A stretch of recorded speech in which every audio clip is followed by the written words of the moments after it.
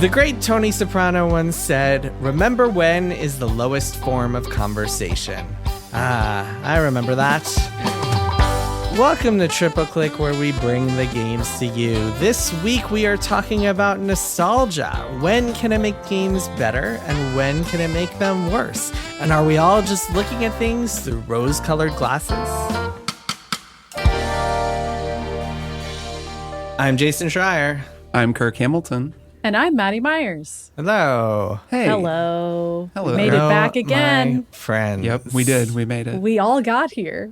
And We here all are. got here. Yeah, it's kind of this month has been such a weird schedule. We've been like recording episodes people early don't and know. stuff. Yeah. So there's something a little surreal about being back. But we're back together. Mm-hmm. We're back It's together. invisible to the listener, but we aren't always Hopefully. recording at the same times that we usually do. And for That's us, true. that's different. Nor Yeah. are we always recording at the same time. Sometimes we each record our separate Right. So, conversations. and then we Right. just, the then other we two just- of us just yeah, try to we just improvise accordingly. And if you Yep, think yep. it sounds good, well, maybe consider supporting the show. That's all I have We to say should about make that. an episode that way sometime. That would be a weird, surreal. That would be like- incredible. We should totally do that sometime. What would it even be? I'm putting Like- that in the show doc as an idea for the future. If you want to Okay. get bonus episodes, kind of like that surreal, weird idea that Kirk just proposed, all you have to do is become a Maximum Fun member and help us make this show possible. We do not have any ads. We are supported by listeners on Maximum Fun. So go to MaximumFun.org/join and support us. And you will also get access to our monthly bonus episodes, including the one we are about to run, our April bonus episode, which will be a little bit into May, but whatever, which is a deep dive into the Fallout TV show, which we've all watched and enjoyed quite a bit. So we're very excited to talk about that. But there's a whole backlog full of stuff, and soon we're going to be doing Triple Cook, which Much is another one we're awaited. excited about. The We fans probably- are excited about clamoring it. for the fans it. are very excited. We will not be doing Triple Cook, but Nope. No. Triple Not Cook gonna we will happen. be doing. Not this year. And also one more thing is that if you will be in Los Angeles on Saturday, June 8th, you should come to the Terragram Ballroom and see us perform live. We will be doing a live recording of the podcast in Los Angeles, June 8th, 6:30 p.m., Terragram Ballroom. Tickets are in the show notes. Come check it out. It will be fun. We will even be hanging out with people after the show. So come get a chance to say hi, meet us, ask some questions, participate in a live show. We're going to think up some fun ideas for that one. Should be really cool. That's part of the Summer Games Fest weekend. Yeah, so AKA we'll be talking about that Fake for E3. sure. Yes, that'll be fun. All right, on with the show. This week, we are talking about nostalgia. So, as you guys may know, I've been playing, or I spent a great deal of time playing a game called Eiyuden Chronicle 100 Heroes. And that game is a spiritual successor to a series that you both know and love called Suikoden. Suikoden is a series that's near and dear to my heart ever since 1996 or so, when I saw the box for the first game and bought it and like fell in love with it. A good way to describe the series would be Game of Thrones meets Pokemon, because it's kind of like a medieval war story mixed with recruiting characters, up to more than 100 characters all throughout the world, and building an army. And it's got a deep story with politics and heartbreak and betrayal and all that good stuff. But that series died. Konami just kind of unceremoniously killed it. And what happened was the original series creators, including Yoshitaka Murayama, who's the creator of the series, who passed away in February, they united in 2020 to do a Kickstarter for a spiritual successor, which came out just about a week ago as of when this episode will air. And so I've been playing it, and playing it was kind of a weird experience for me, because so much of it is so much like Suikoden, and it just kind of pulled in my nostalgia in a lot of different ways. But at the same time, I kept getting these kind of like creeping like feelings, that kind of heart-sinking feeling of like, oh my God, this game isn't very good. And I wasn't I had a hard time kind of reconciling with that feeling, and reconciling that feeling with the fact that I was just enjoying the experience of playing what felt like a brand new Suikoden game for the first time in like a decade and a half. And it was kind of a weird kind of tug of war. You guys haven't played it, right? Or have you dabbled a little bit? I with Played it? some. Yeah, I played it up through played what I some. think is the first boss, or the first enemy Okay. that you got to really think about what you're going to do.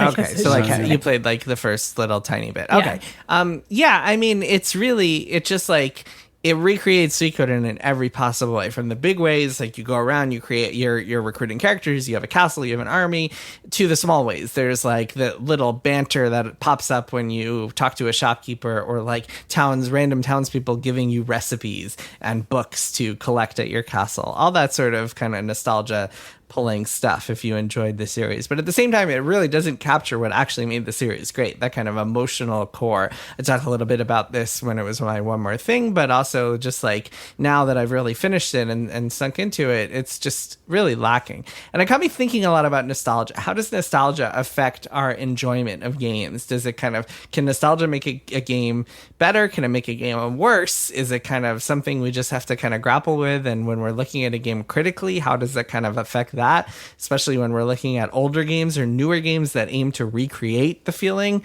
of older games? And there have been a lot of games in this boat. I mean, games, especially on Kickstarter, that aim to recreate the feelings that we all felt when we were like at our grandmother's house in the attic with nothing else to do but play this game that would shape our childhood for 10 hours straight.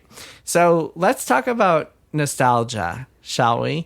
Let me open it up to you guys for a second. Do you feel like nostalgia in general has kind of like impacted your experience playing a modern game in some way? And do you think it was in a good way or a bad way? Kirk, why don't you start? Have you had a recent experience with nostalgia?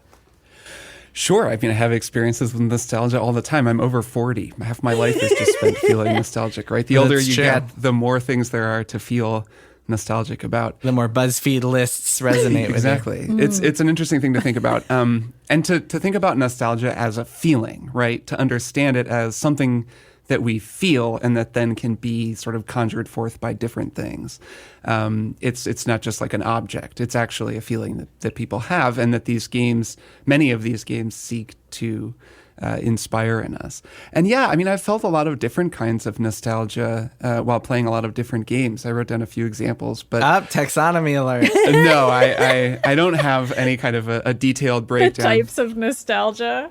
Oh, no. Well, so I think that it's interesting that a game can tap into nostalgia that you may have for an older era, right? This like longing that we feel for when we were kids and when life was simple and when we could play Suikoden 2 and it was new and exciting. That's very much what Eiyuden Chronicles is doing. You go to Toys R Us, you see the box You look at the covers on boxes, the that's wall, all and you you pull out have. the little price tag. Right. Yeah. And I think that is like probably the type of nostalgia that comes to mind for a lot of people when they hear the start of this conversation. They think of a game like To the Moon always comes to mind for me, which is a game that's like styled in that kind of 16-bit RPG style. The music is using those sort of chiptune synths, and I've long felt that music is the closest thing that video games have to smell. Like smell, like your olfactory part of your brain like connects directly to your memory part of your brain, right? Or at least there are studies that have shown this, and that's why you smell something, the scent of like cut grass from a certain part of the world where you grew up, and you're like, oh my God, like your memory, just all these memories. Like I'm a flood child back in. again. I'm at home again. Right. Yeah. And why scent is just like such a powerful sense, right? It can really trigger your memories and your nostalgia. It's funny you say To the Moon, because so many games have done that since, but I guess that was one of the first to try I remember to it as, and it was kind of when I was first starting to write about games as well, and just being very interested in that game and thinking what it was doing aesthetically was interesting. So anyways, video games don't have a smell, right? At least not yet. There's no... There's no Really smell in not video where games. I thought this conversation was going We're to gonna go. get But there. you're right. Video games should have a smell. Why Well, don't they? if they did, I think they would use that there would be a very powerful thing they could use to conjure our memory. But because they don't, I would say that music is the closest thing that video games have to that same feeling. Like when you hear a classic piece of video game music, your nostalgia just gets kind of triggered in that same way. You can get cast back to where you were when you first heard it. And I think that modern games can use those sounds, the sounds of the synthesizers and the sound modules on those old consoles to like conjure sound. And that's something that I think a game like To the Moon does really well. I think Stardew Valley kind of does that as well. We were recently playing that and thinking about it. So that's one type of nostalgia nostalgia. It is like conjuring your nostalgia for when you're young. The other type that I've also encountered in, say, Stardew Valley is nostalgia for my own experience within the game. Where when I play a lot of Stardew Valley, 1 or 2 years into that game, you actually reach a new spring and the spring music begins playing. It's that, that nostalgic feeling. But I feel nostalgic for the first spring that I had in the game. Like I'm nostalgic for my own experience within the game, not nostalgic for like an older experience in my life. So I've experienced both, and I think they're both interesting types of video game nostalgia. That's interesting. Well, I guess what I'm curious about, and Maddy, maybe you can chime in too. Yeah. Have you felt like when you're playing a game and you feel that sense of nostalgia for your childhood for whatever reason, and specifically the former in your two categories there, how does it impact your enjoyment of the game? Do you feel like it always enhances it? Can it detract from your enjoyment? Is there a game you've played, Maddy, where you felt nostalgic in either a good or a bad way? Yeah, for sure. And I also think, Kirk, there's a third example that I was going to mention, which is nostalgic for a specific emotion that you had when you first played a type of game, which is maybe kind of in the first category, but it's not just, oh, this game is evoking some other memory that I have, where it's like, oh, it's another Mario platformer. I remember growing up on those. I have a sort of inherent soft spot for Mario now. I think we all do on some level. It feels comforting and like a childhood thing. I always feel that way. But I also remember, and this isn't my childhood, but when I was playing all the Metroid games, it was like this time in my life when I was depressed and didn't have a lot going on, frankly, but that was something I really loved to do. And so now whenever I play a new Metroid game, I almost have to kind of divorce my feelings of softness towards it to be a critic, which I think is what you're getting at, Jason, and be like, is this game actually good? Or am I just associating being Samus Aran in her power armor with how I felt during a time when I really needed to feel that power fantasy? And so I have an inherent soft, positive feeling towards any time I get to do it. And I remember kind of going through that with Metroid Other M because I didn't really like that game. And I was like, why isn't this, like, I guess it was my Eiyuden Chronicle moment where I was like, this doesn't feel right. This isn't what I want it to be. But I feel even more heartbroken that it's not what I want it to be because I have these very fond memories of what I believe Metroid should be.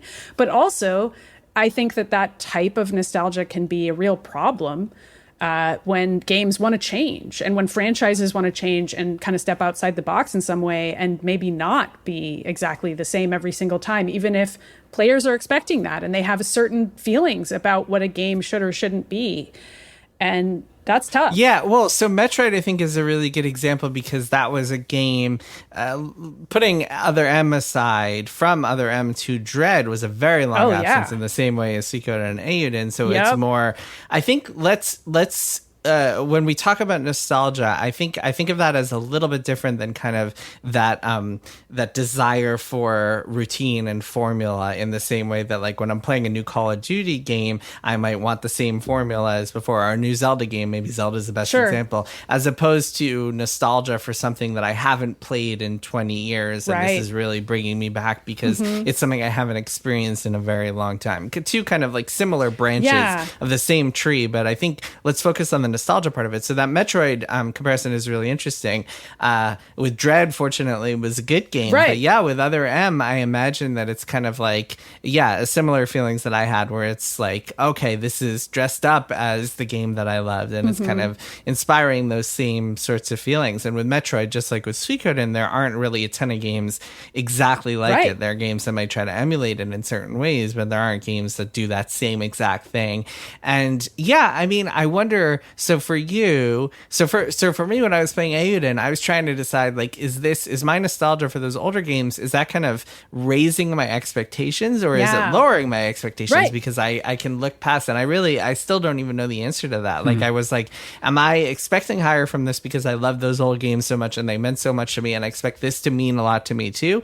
Or are my expectations lower because I'm just wrapping myself in the comforting blanket of this game and the feelings I feel in the past, and therefore I'm just like playing 40 plus hours of this game because it makes me feel good again. It makes me feel like a kid again. And I still don't know the answer. Maybe it's both for me. Did you have a specific way when you were playing Metroid Other M, which you recognized as bad? Do you feel like your expectations and your nostalgia kind of raise the bar for you or lower the bar for you? I think in the case of that game, because it's so different from the way that in my head Metroid feels like it's supposed to be, it's much more like your other non-nostalgic example. Other M is pretty linear, which is sort of inherently anti-Metroid in my mind. It has like moments where you need to walk to a certain place and then watch a cutscene unfold before you can progress. That just as a stylistic choice to me is like anathema to what I expect from Metroid. So in some ways it's an unfair example, but maybe a better example would actually be Samus Returns, which is made by the same studio, Mercury Steam, that made Metroid Dread, and came out around the time that Zelda came out on Switch, but it was like a DS game. So like only I was playing Samus Returns on my DS, and I was like, this one's actually really good. It's a 2D Metroid, but it's really good. And like, I remember other people in my life being like, is it actually, like, do I need to care about this? Or is Maddy just saying this because it's like a Metroid game and she just wants to play another 2D Metroid? And I had that question myself. I actually do still think Samus Returns is a really good Metroid game. And since you two have played Metroid Dread, which is made by the same team and has a lot of similar elements, you get where I'm going with this. Hold on, Samus Returns is a remake, so it's literally like a nostalgic. But it's very, like, very return. different from Metroid 2. But you're not wrong. It is also capitalizing on my own good feelings about a very old Game Boy game. So there's a lot of interlocking feelings there. And I know exactly what you mean, Jason, in the sense that I both was judging it more harshly and yet also judging it less harshly, because I was like so relieved to be playing this 2D Metroid game that was like tapping into all the things that I feel like a Metroid game is supposed to be, and my personal emotions about it, playing Metroids for the first time. But then also I was judging it more harshly because I was like, okay, Maddy, like, get in your critic brain here. Like, is this really good, or are you just taking your own emotions here? And it's really hard to do that. I mean, obviously I'm a perfect critic, so I did it perfectly and I was right. Yeah, I mean, even putting aside the fact that we're like professional, like video game talker abouters, I think that like sometimes even just as a player who is turning off the critical part of their brain, I think it can still be kind of like you can leave a game feeling like, oh man, that was like a kind of a hollow experience. I kind of like feel like that, I don't know, it was like eating junk food or something. I don't really feel so great after playing that. And that's kind of how I felt with Eiyuden, where I was like, man, I spent a lot of time with that game and I don't know if I got a lot out of it. Kirk, have you had this feeling with any games where you like grew up with something and now and you had some kind of more modern game that tried to tap into that nostalgia, for better or for worse? Yeah, I think this all kind of relates to how nostalgia can be aesthetic more than substantive. I don't know if splitting those two things apart quite works, but there can be, like, you can have an aesthetic nostalgia attached to something where it looks a certain way and sounds a certain way, but then it doesn't really have the goods under the hood, which is kind of what it sounds like the case is with Eiyuden Chronicles, where it just doesn't quite have some of the things that made Suikoden 2 special, despite the fact that, I mean, I only played a little bit of it, but it felt like playing Suikoden 2. Like, I saw no substantive difference from the amount that I played, but I can imagine that over the course of 40 hours or something. So looks and feels, let's take that a little further. I think beyond aesthetics, when you're talking about a video game, you can have looks and sounds and also feels mechanically, but like something can feel mechanically like an older game and still really not capture what made it great for various reasons. And in fact, it can feel like an older game and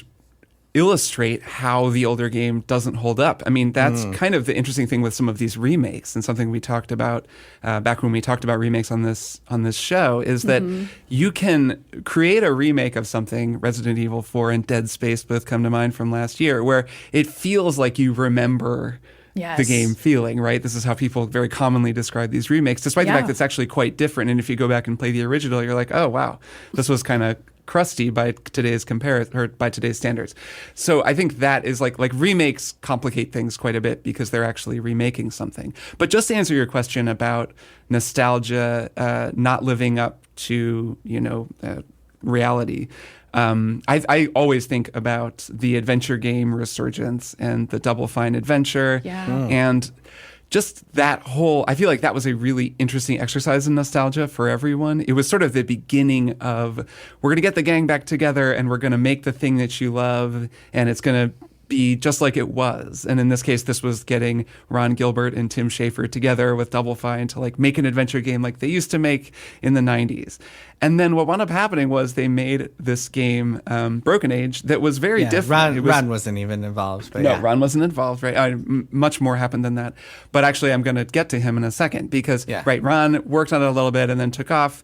And Tim and Double Fine made Broken Age, which is an interesting game, but, you know, kind of has its flaws, was released in 2 parts. There's a whole documentary about it. I won't summarize it. But it wasn't an adventure game like we've remembered. It was different. It was just like a new Tim Schafer game, which was cool and interesting that they did that, but that wasn't really the nostalgia trip. Meanwhile, Ron Gilbert left and went and eventually released Thimbleweed Park, which is also kind of modern in some ways. I didn't finish that game, but I know that it does some kind of interesting new things narratively, but it looks like a LucasArts game and it feels like a LucasArts game.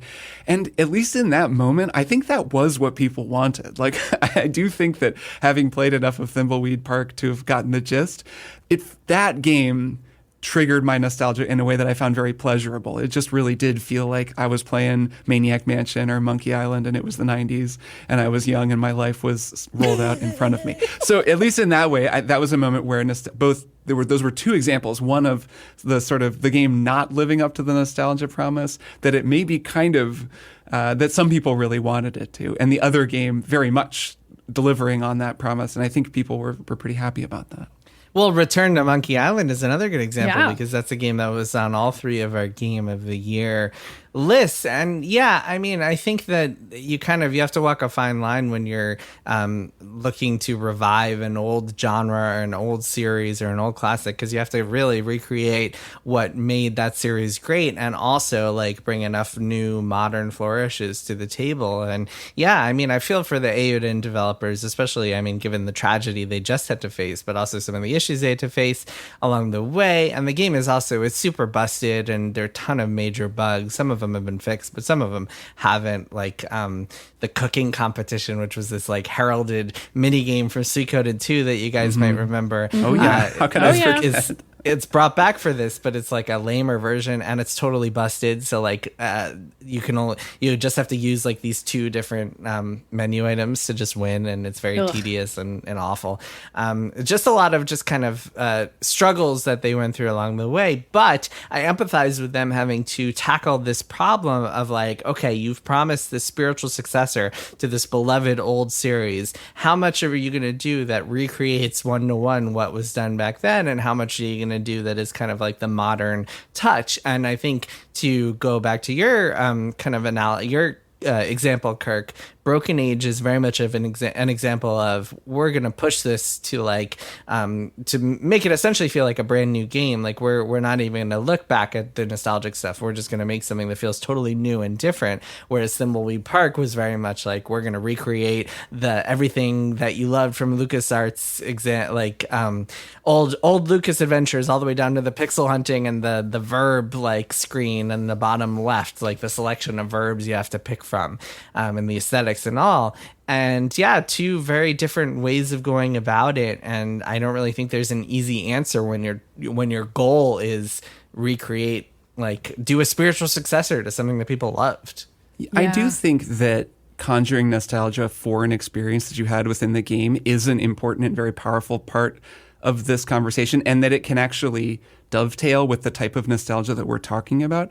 So Journey, great video game, right? Yeah. The thing that really moved me about Journey is when I realized that it's kind of a metaphor for life, right? And so you play through the beautiful opening parts of this game when the sun is out and you're riding high along the sand. There are these gorgeous sequences where the music is like soaring and it's so beautiful and you're just like leaping and bounding.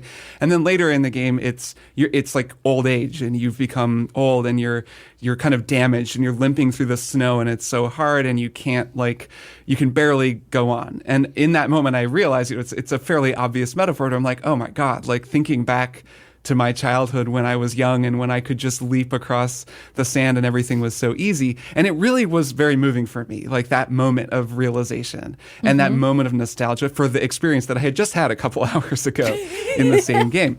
Yeah. So I think that's really potent. Another example that I think compounds this on top of the kind of nostalgia, the aesthetic nostalgia that we're talking about, is Undertale, because that's another game that builds nostalgia into its story by telling this kind of cyclical story where, you know, despite everything, it's still you, right? At the end, you kind of have this moment where you look at yourself in the mirror and you reflect literally on like everything that you've gone through. And it's this really powerful moment in the game.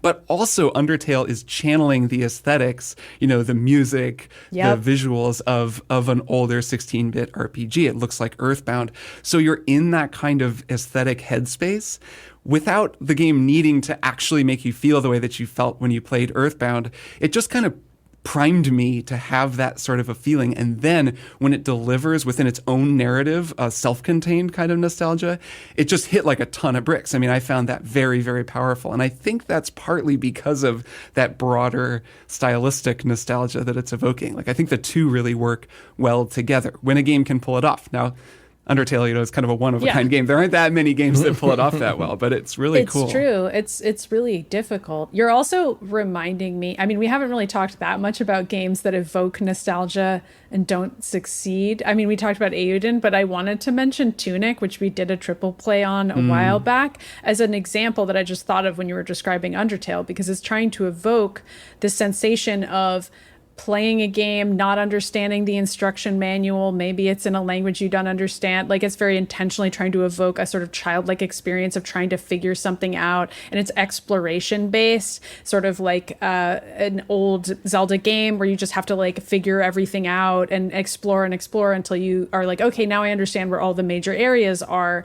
But in that game, mostly it was just that the combat just didn't really work for me. Like, it just felt like a little bad. And so like the fact that it had all these other elements that were intended to tap into a sense of nostalgia for games that unfortunately I think are better games ended up hurting Tunic more for me, because I was like, you're like reminding me that I really like A Link to the Past. And I'm not sure you want me to be thinking about A Link to the Past right now, because I could actually close this game and go play that and have a pretty good time. And so like in that way, I'm almost like invoking nostalgia, or even like revisiting these places over and over again in a game can actually feel pretty bad if it's not working.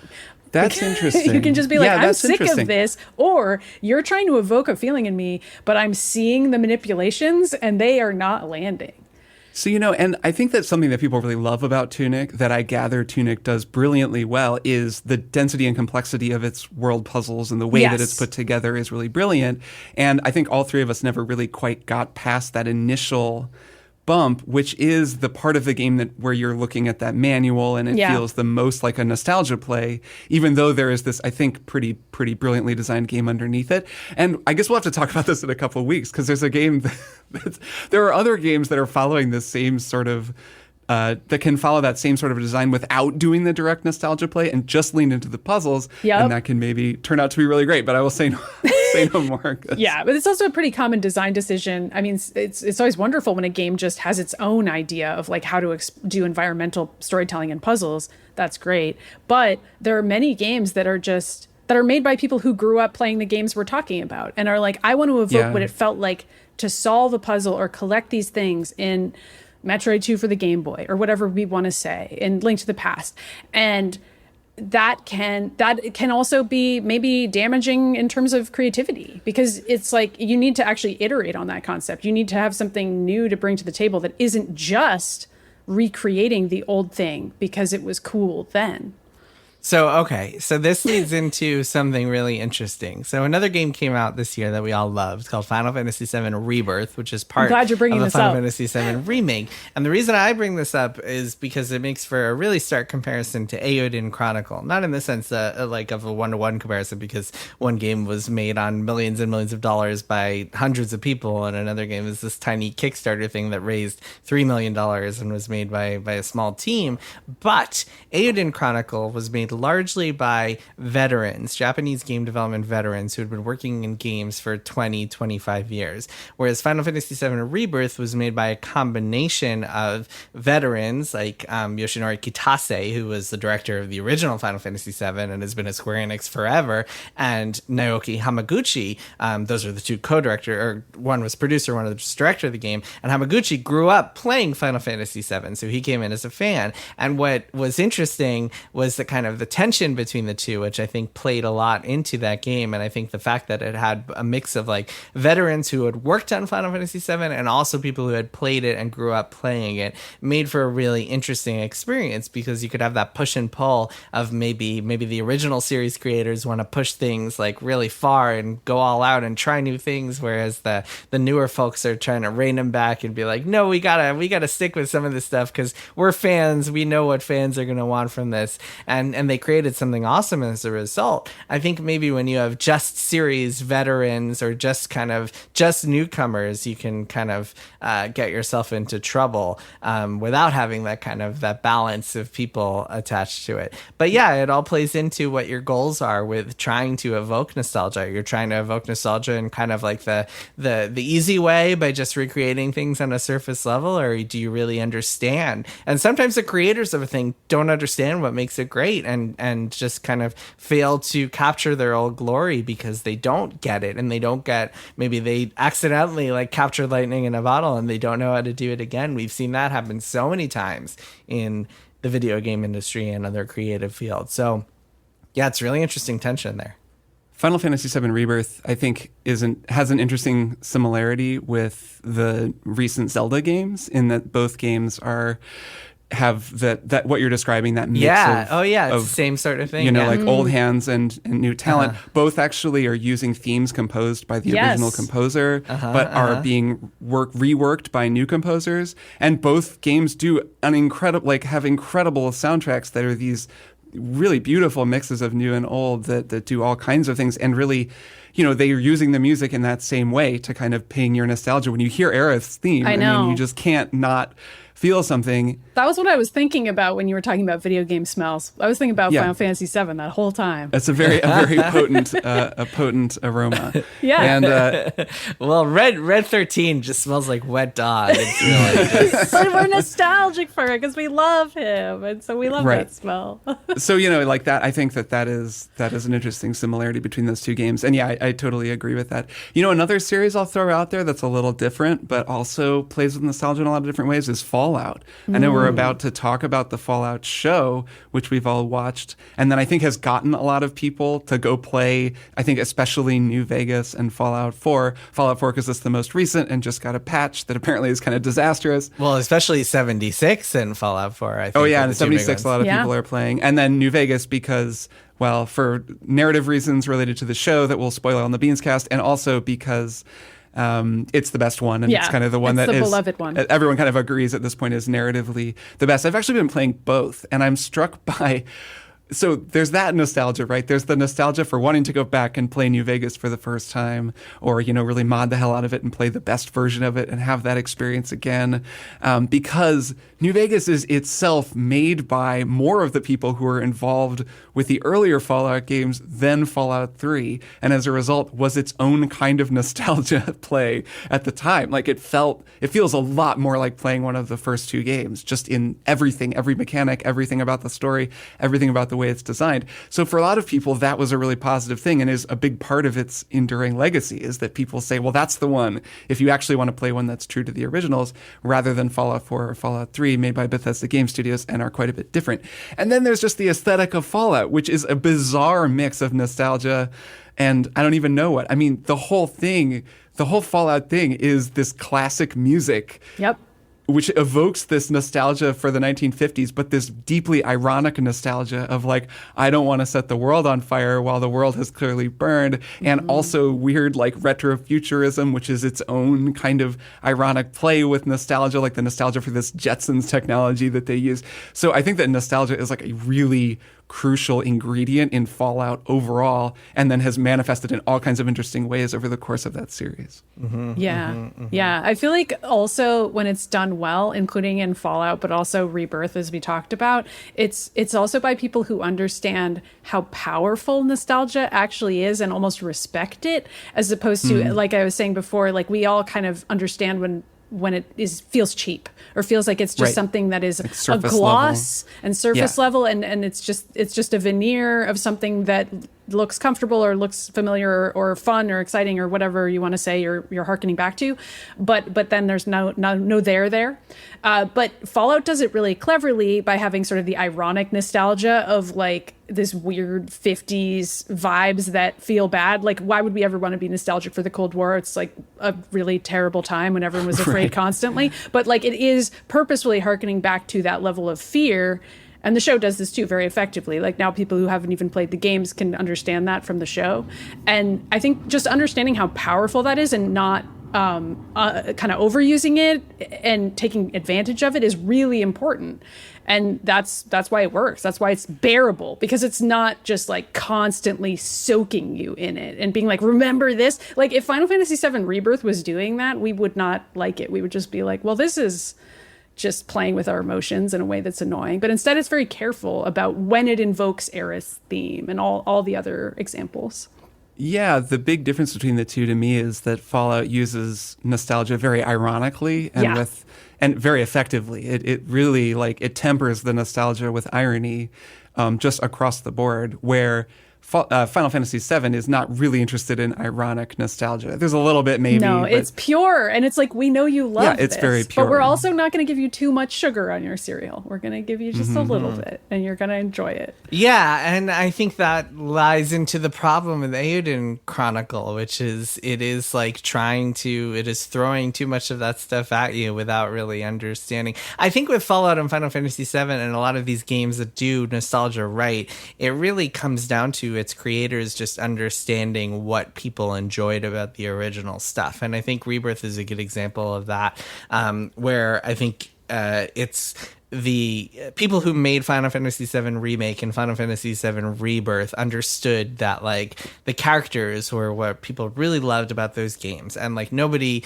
was in it to just like spam like the button to watch turn-based combats unfold. Yeah. Like, people are totally fine with a brand new combat system. Yep. Nobody was in it because they really liked navigating like these confusing 2D like environments that like you couldn't understand what was going on. Like totally great to have like total like expand the 3D world and stuff, but you keep the characters intact. If suddenly these characters were drastically different, like acting in totally different ways, that would be a little bit like, why? Like, or if they had total redesigns that didn't feel like they're what was being recreated. And I think just grasping that, and I think with Eiyuden Chronicle, unfortunately, the people who made this game just did not really grasp that like what people loved about the Suikoden games wasn't just going around and buying armor and collecting characters, but also just having this kind of this deep story that really has this emotional hook to it and kind of captures the ugliness of war and the brutality of it all that is just completely missing from this game,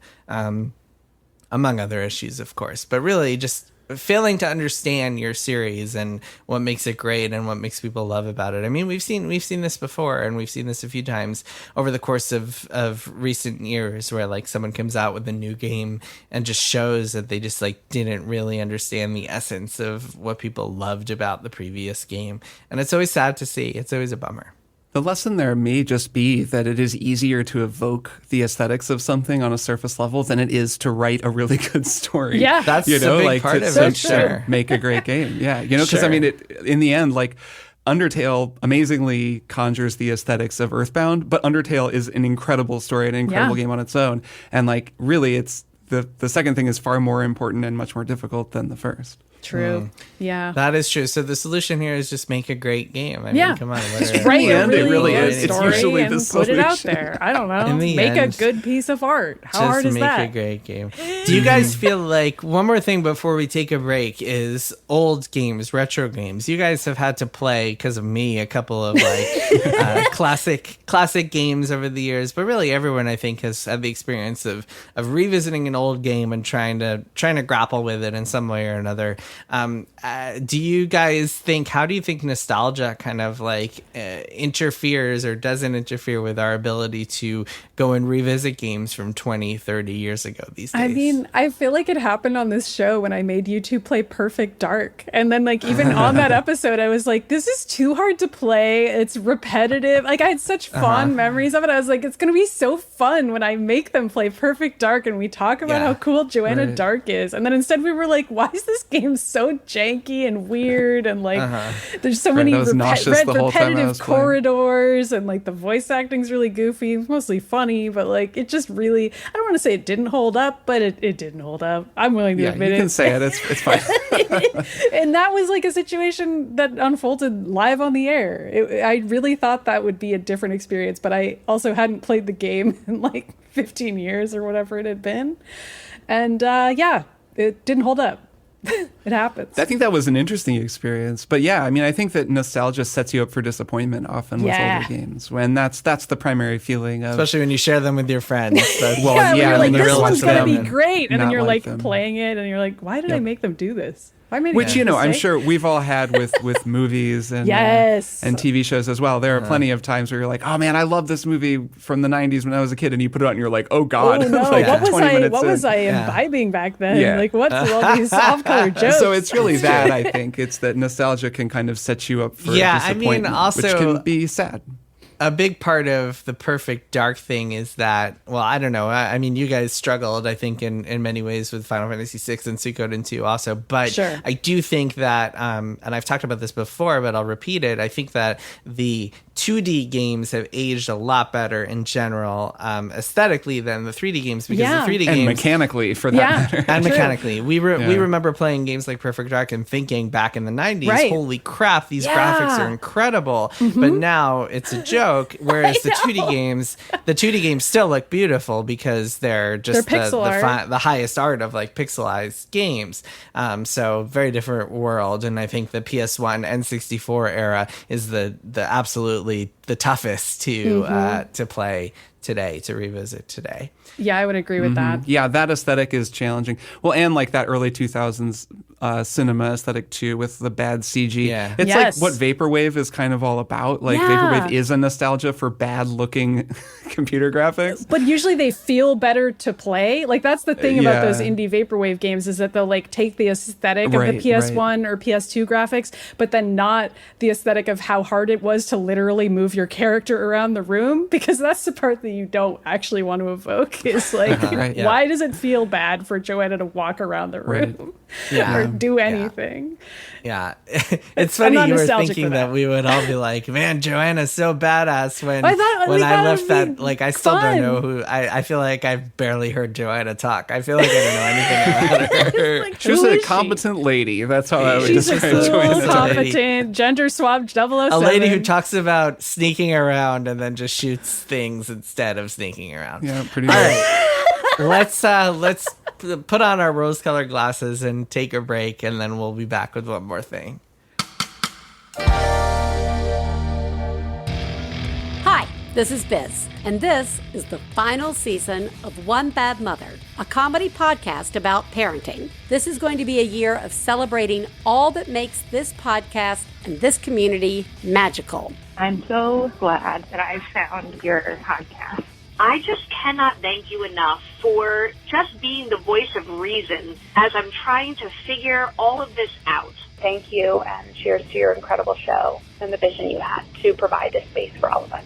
This is still a show about life after giving life. And yes, there will be swears. You can find us on MaximumFun.org. And as always, you are doing a great job. All right, class, tomorrow's exam will cover the science of perfect pitch, the history of pride flags, and speedrunning video games. Any questions? Yes, you in the back. What is this? It's the podcast Let's Learn Everything, where we learn about science and a bit of everything else.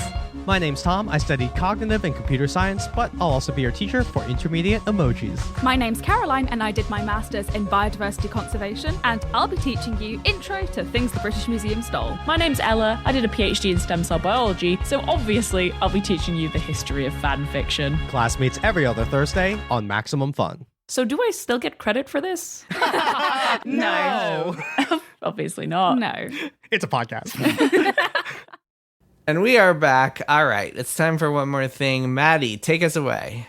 All right, so I got to play the Hades 2 technical test. This was an interesting thing that Supergiant Games decided to do this time around. As listeners may know, when Hades 1 launched, it launched in early access. It was in early access for 2 years, and then it had a big splashy actual launch. 2 years, really? I know, isn't that wild? It was in early access for so long. And then Yeah. it became mega popular. We talked about it a ton on this show. Hades 2, much anticipated, continuing story in the same world of Greek mythology and beautiful characters who all flirt with each other. You're playing as the protagonist from the previous game, his sister, Melanue. But there's so much more scrutiny on this game. So I was really curious, like, how is this going to go? And I'm pleased to say I really enjoyed the heck out of this technical test. And I'm so pumped for Hades 2. And Awesome. I also have kind of like weird feelings about the fact that I'm going to play it in early access. And I'm like, but I just want to play like the finished game. Like, at what point am I going to hit the end? And I did run into that with this technical test, which was really short. Like, it was really just like up to the first boss, and then the test itself would end by being like, you cannot continue, for this is only a test, which was really cute way that they did it. And it would kick me back, and I was like, I just want more, I want more. So just in a grand way, I'm very curious how this is going to go for Hades 2 with the player base and their expectations. But I really, really love this game, and I'll say just kind of a big thing that's different is that Melanue is a witch. She has magic powers. So she has this whole different set of abilities that her brother didn't have. And she also gets to communicate with these sort of witchy characters, like the moon goddess, who isn't part of the Greek pantheon, but can also kind of secretly give Melanue these other powers that the gods don't necessarily have access to. So you're kind of playing as this like sort of different sneaky character who is doing things that the pantheon of gods isn't always aware of. Now, I don't know what the plot of this game is in full, but I really like this premise of you kind of having this other pantheon that you're seemingly communicating with, and like this other situation in terms of your abilities that Zagreus didn't have. And you also don't really see Zagreus and Persephone and Hades in this game. They're just not there. Like, the game isn't really about them. I won't spoil the premise or why that is. I'll just let people enjoy it when they play it. But I thought that was really interesting too. Like, it's really a game about this other character and her different situation. She's not battling through the underworld. She's battling through this other different scenario. And I thought that was really cool. I was curious how they were going to change it, but I really, really love it so far. And I'm so freaking excited. And I love all the character designs. And I'm just like, I'm back in it now. I'm like, yes, yes, one more run, not going to bed on time. It was all back for me. Oh, that's exciting. That is exciting. I feel like even if I don't play that much early access, I'll probably just go back and play more Hades. Because there's still a lot of stuff in Hades that I haven't done. It made me want to do that too. Because I was like, I feel like I didn't see everything. There's a bunch of weapons I never beat it with. Yeah. There's a lot. I can still go. I would just go play it again, honestly, because it's been a while. That's very exciting. I'm sure. So the three of us we'll probably play it when it's in early access and talk about it in depth on the show. It'll be hard to and resist. then of course, when it comes out for real, we'll be doing a full deep dive. Yeah, and But I'm cool, that's curious exciting. how long it'll be before it comes out, quote unquote, for real. Yeah, I guess we'll find out. hopefully not 2 years. Yeah, hopefully not 2 years. But early access is going to launch real soon, right? That's the plan. Supposedly. They said that after the technical test. Yeah, it'll be after like, they're done with the technical test. So hopefully things are going great over there. awesome, very exciting. Kirk, what's your one more thing? My one more thing is a tabletop game I played called Fiasco. That was a whole lot of fun, and that I wanted to tell listeners So you're about. saying it wasn't... The game itself is not a fiasco, but it does allow you to create and role play fiascos. That is the whole premise. Okay. So a little while back, I talked about a game called Our Last Best Hope, which was a tabletop game, a one-shot, GM-less tabletop role-playing game that I played with some friends. And this Fiasco is kind of similar. Another friend of mine recommended it after hearing me talk about Our Last Best Hope and was like, well, Fiasco is kind of the one of those, the best known one. And my friend Sam, who's usually our GM in Dungeons and Dragons, was like, oh yeah, I know Fiasco. I've been meaning to buy it. So he just went and bought it and we played it. Great. So Fiasco is played with cards now. It was originally released in 2009 and it used index cards and dice, very similar to Our Last Best Hope, which was a fairly complicated game. And I would say that's my biggest criticism of that one, of Our Last Best Hope, was that there were enough dice and enough rules that it kind of slowed us down in our storytelling. And there were just a lot of times where we're like, wait a minute, are we supposed to be moving this dice here or here? Or like, what just happened? Which part of the story are we in? And that kind of made it harder to just tell a fun story together. The new version of Fiasco, which was released in 2019, just uses cards and is very easy to play and incredibly fun. So this game is designed primarily by a guy named Jason Morningstar, who also wrote a number of the campaigns. And each campaign is a little deck of cards, and then there's kind of a master deck that you use for the mechanics of it. So it comes with 3 different settings and campaigns, and that's kind of a deck. And then you can buy a whole bunch more if you like it. You play with up to, I think, 5 people, though I could see it working with a lot more than that if everyone was just kind of playing minor characters and just goofing around. It's really like a very open-ended storytelling game, and it's really fun if the people you're playing with are kind of down to role play and just be really loose with it. We played in a couple hours. It took I played with 2 of my friends, and the whole thing took a few hours. It was no huge commitment, which makes it a lot more fun, at least in some ways, to role play, because you can just have horrible things happen. Like you can just, it doesn't really matter because you're going to end the story. And the idea is that each story is supposed to be a kind of Coen Brothers disaster, like a heist or an attempted crime, or I don't know, just anything, like just some sort of scenario that just goes totally wrong and falls apart. And it's kind of built around 2 acts and then an epilogue. So each of you is a character. You draw cards to define the relationships between your characters, and then some like items and other things that are in the world, and you kind of come up with a premise among yourselves, and then you just play out scenes with 1 or more characters where you kind of decide, does this scene have a positive outcome or a negative outcome? So it's just like a bunch of cards that are kind of frameworking you as you tell a story. Our setting was at a mall, so it wound up being at a mall in the 90s, and my friend Will and I both worked at the security station together, and I was his boss, and we were in love with the same girl. But then my friend Sam, he and I were older friends, and he worked somewhere else, like at the Jamba Juice or whatever, and we had just stolen a bike and we were trying to sell it because like it was worth a lot of money. So it's Stranger Things in the 90s. Well, there was no supernatural element, and there was no drama, really. It was much more of a kind of Coen Brothers crime farce where we're trying to get away with selling this bike while the head of the mall is like trying to hunt us down, and we wound up totally like it turns into this sting operation that goes horribly wrong, and we wound up burning the mall down. And it's all built to kind of just give you these great suggestions. Like each card just says something along the lines of, even if it just gives you a name like Big Dan, like you can just, all the cards have names on the other side, so you just use those to come up with NPC names, and it's like, all right, well, here's like Big Dan, he's the actual like head of the mall, and he's here to check Dan. In, and here's this lady and that person, and so we just kind of made up a story. It was a collaborative storytelling experience. It was extremely fun. I really I want to play it again. I want to get expansion cards. We want to kind of bring our spouses, even though that would be 6. I think we could just people who maybe don't want to play a character could still be an NPC sometimes. And be like riffing with the group at least. Yeah, I guess not an NPC, but a minor character. yeah, and like riff, or you can just, there's a lot of sort of, one person will decide the setting for the scene and we'll begin playing it out, and the other 2 people have to decide how it resolves. And then I could just see a big group having fun where like everyone's like, no, here's what should happen, and then you're like, okay, that's what happens, and then you kind of go from there. So it's called Fiasco. It's super, super fun. I'm sure a lot of folks there know it because I think it's pretty well known, but I had never played it and I loved it, and I really recommend it if that sounds at all good to you. It does. Cool. Sounds fun. All right, wrapping things up, I watched a show called Girls 5 Eva with my wife, who my wife was really into it before. I didn't know what you were waiting 5. I'm glad you finally watched it. I was waiting 5 the right That line makes me laugh every single time they sing. It's so funny. What are you waiting? The intro song is really good.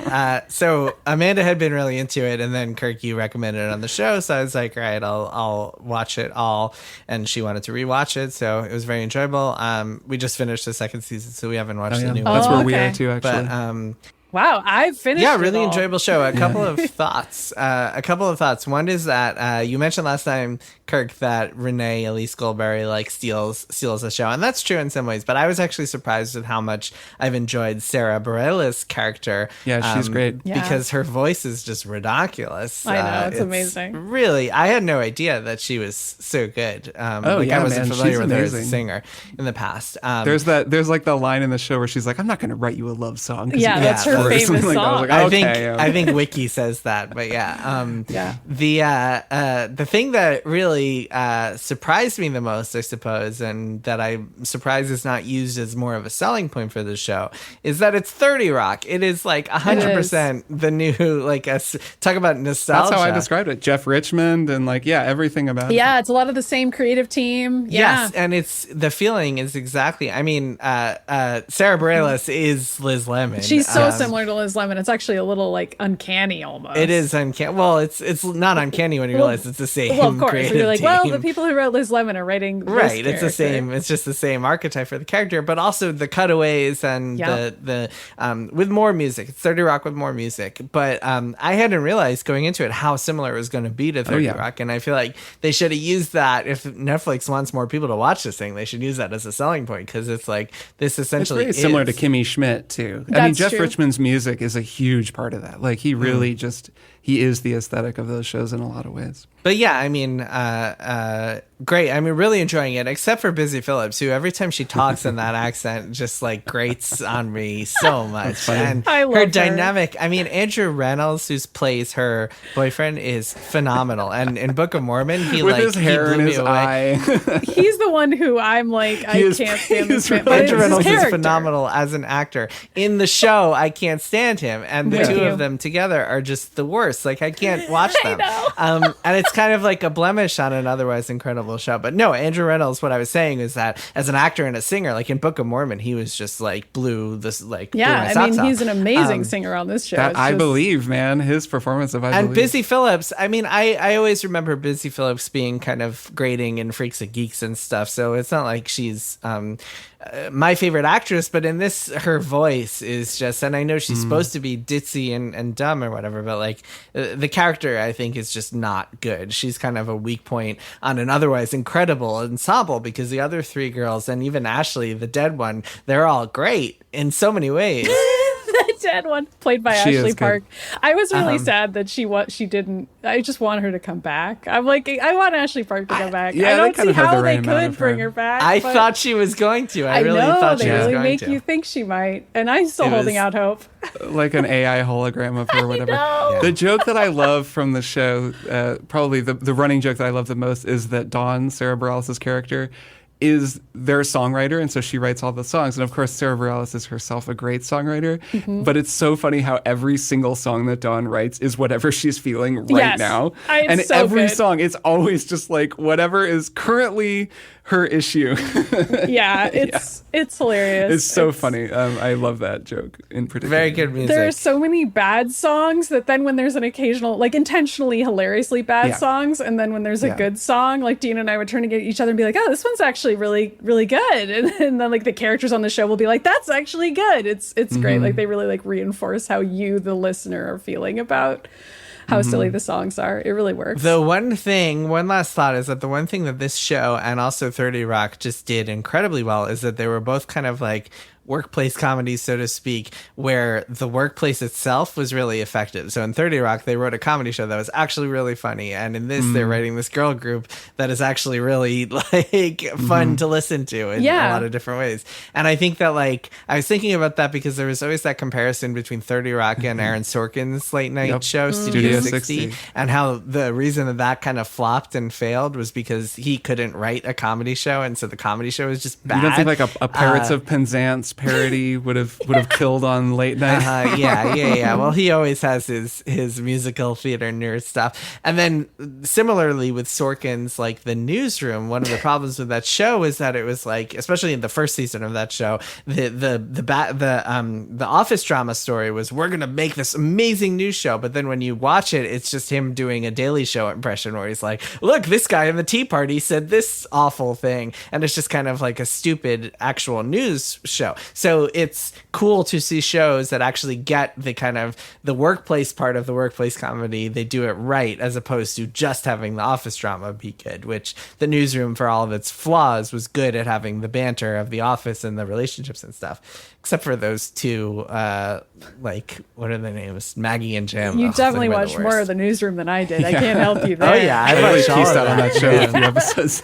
I only know it from the memes. The Newsroom, the second season, I will defend that second season like 100%. That the second season of the Newsroom is good television. Okay. Except for there's one episode where Maggie goes to Africa, and that one you have to skip. But the rest of it is really good. Jason's going to issue his Newsroom skip list later. Yeah, So watch out the for Newsroom. that. Well, I really like the West Wing, so like the Newsroom, I just kind of I enjoy Sorkin banter. I just enjoy watching his stuff in general, even when it's like You see a the hate trial watch. of the Chicago? Yeah, I love that Yeah, movie. that was a great And movie. Molly's Game was really I liked good. Molly's Game. Molly's Game was good. Not to go to super digress, but the Newsroom would be a fun show for us to watch and talk about. Oh my God. today. Why would we do It actually that? would be. It would be. It would be so fun. Okay, Maddy, I will say, so the second season, the reason it's good is because it's all about them fucking up a story. And so it's that does really sound fun to interesting. watch it unfold. So like the beginning of it, it's in media res, Sure. in medias res,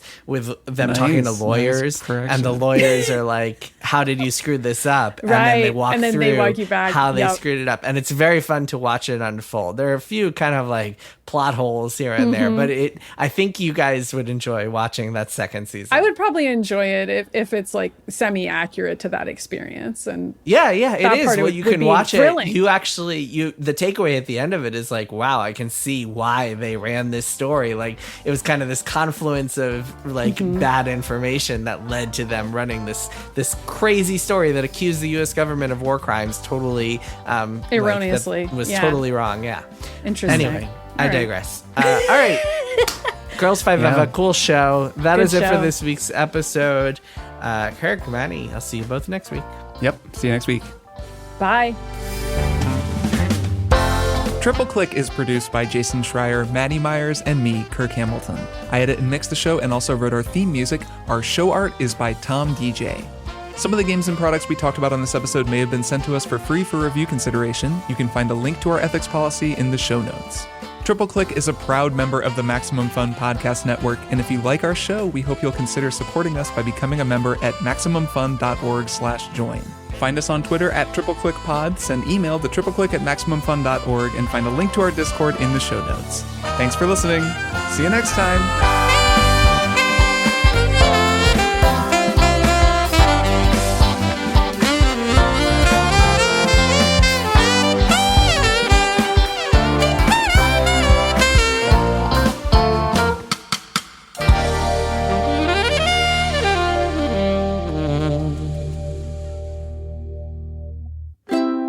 Maximum Fun, a worker-owned network of artist-owned shows. Supported directly by you. Ba-bum-bum. Test, test, test, test. Okay. Recording. We ready to clap? We doing yeah. it? Jason seems busy. Jason's got stuff going on. It's funny you say Jason seems busy because what I was doing was Googling Busy Phillips. Jason seems busy coded right now. Googling Busy Phillips annoying ? That's hold on. Here, Kirk, check Discord before we get started. This is your Google page. It says Busy Phillips annoying. Oh, you literally Googled that? That's what I was Googling when you said I looked busy. That's really funny. So you actually, I predicted your exact Google. On the nose. All right, shall we? Nailed it. You've been making a podcast with someone for a long time when you can guess their exact when you can guess their Google habits. Yeah, okay, let's clap. Ready to clap? Yep.